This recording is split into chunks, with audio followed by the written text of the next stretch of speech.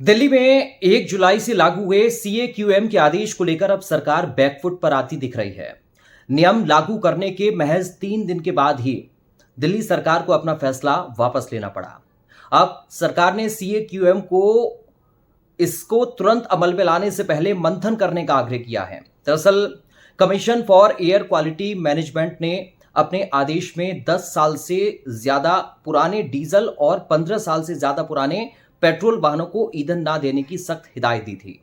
इसके बाद दिल्ली सरकार ने इसे सख्ती से लागू किया।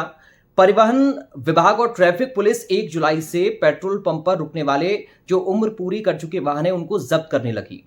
दिल्ली में लागू हुए इस फैसले का जो सीधा संबंध है वो आम आदमी से है, खासकर उन लाखों नागरिकों से जिनकी आजीविका, आवागमन या फिर जो व्यक्तिगत जरूरतें हैं वो इन्हीं पुरानी गाड़ियों पर टिकी हुई हैं। परिवहन विभाग के मुताबिक दिल्ली में करीब 62 लाख गाड़ियां हैं जिनकी उम्र पूरी हो चुकी है और इनमें 41 लाख दोपहिया वाहन हैं और 18 लाख 4 पहिया वाहन शामिल हैं। अब ऐसे में दिल्ली में अचानक से पुराने वाहनों को बड़े स्तर पर सीज करने को लेकर लाखों लोगों में आक्रोश भी साफ तौर पर देखने को मिला। तो अब दिल्ली सरकार ने वायु गुणवत्ता प्रबंधन आयोग के अध्यक्ष को एक पत्र लिखा और उसमें कहा गया कि ईंधन पर प्रतिबंध व्यवहार नहीं है और तकनीकी चुनौतियों के कारण इसे अभी लागू नहीं किया जा सकता है। अब समझते हैं कि इस आदेश को लागू करने में आखिर तकनीकी और सामाजिक समस्याएं क्या बीच में आ रही हैं।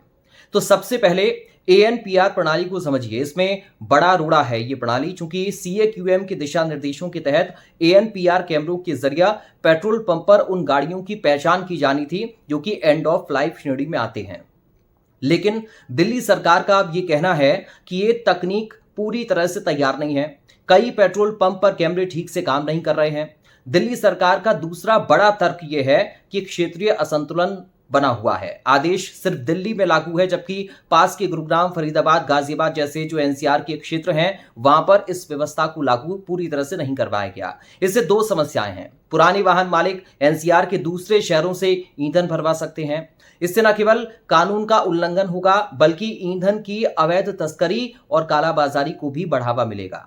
दूसरा ये कि एएनपीआर कैमरे एनसीआर में स्थापित ही नहीं है। ऐसे में जब तक ये सिस्टम पूरे एनसीआर में तैयार नहीं हो जाता है तो इस नियम को लागू नहीं किया जाना चाहिए। तीसरा, मनजिंदर सिरसा और मुख्यमंत्री जो रेखा गुप्ता हैं, दोनों इस आदेश के सामाजिक प्रभावों पर विशेष जोर दे रहे हैं। सिरसा ने अपने पत्र में लिखा है कि लाखों लोगों की रोजमर्रा की जिंदगी, व्यापार या फिर आजीविका इन वाहनों पर निर्भर है।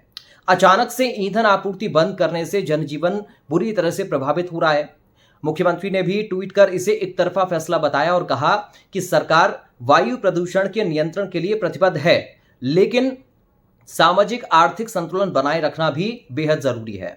दिल्ली में वाहन सिर्फ आवागमन का साधन नहीं है बल्कि कई लोगों के लिए जीवन यापन का माध्यम भी है, जैसे कि कैब ड्राइवर हैं, डिलीवरी एजेंट हैं, ऑटो ड्राइवर हैं या फिर छोटे कारोबारी हैं।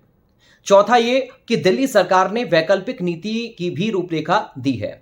दरअसल पर्यावरण मंत्री ने आयोग को भेजे पत्र में कहा है कि राजधानी में प्रदूषण से निपटने के लिए कई कड़े कदम उठाए जा चुके हैं, जिनमें बाहरी राज्यों के वाहनों के लिए पीयूसी सर्टिफिकेट की सख्त जांच यानी कि पॉल्यूशन, और इसके अलावा सरकार योजना यह भी बना रही है कि ईओएल गाड़ियों के मालिकों को 2-3 महीने पहले एसएमएस भेजा जाए ताकि वे अपनी गाड़ियों को समय पर हटाने की कोई योजना बना पाएं। इसके साथ ही गाड़ियों की उम्र से ज्यादा जरूरी यह भी देखना है कि वो कितना प्रदूषण फैला रही हैं। अब सवाल यह भी उठता है कि दिल्ली सरकार के बैकफुट पर आने से क्या नो फ्यूल वाला आदेश वापस हुआ है। दरअसल दिल्ली सरकार ने उम्र पूरी कर चुके वाहनों को नो फ्यूल वाले नियम को वापस लेने के लिए सिर्फ और सिर्फ अभी अनुरोध किया है। सीएक्यूएम ने अभी तक आदेश वापस नहीं लिया। अब सूत्र ये बताते हैं कि कमीशन इस पर मेरिट के आधार पर फैसला करेगा और तब तक जो पुराना आदेश है वही प्रभावी रहेगा। आपको हम ये भी बताएं कि ये पूरा मामला जो है वो सुप्रीम कोर्ट और नेशनल ग्रीन ट्रिब्यूनल यानी कि एनजीटी के पुराने आदेशों पर आधारित है। 2018 में सुप्रीम कोर्ट ने आदेश दिया था कि 10 साल पुराने डीजल और 15 साल पुराने पेट्रोल वाहनों पर प्रतिबंध रहेगा। इससे पहले 2014 में एनजीटी ने आदेश दिया था कि 15 साल से ज्यादा पुराने वाहनों को जो सार्वजनिक स्थानों पर पार्क की व्यवस्था है वहां पर पार्क करने से रोका जाए।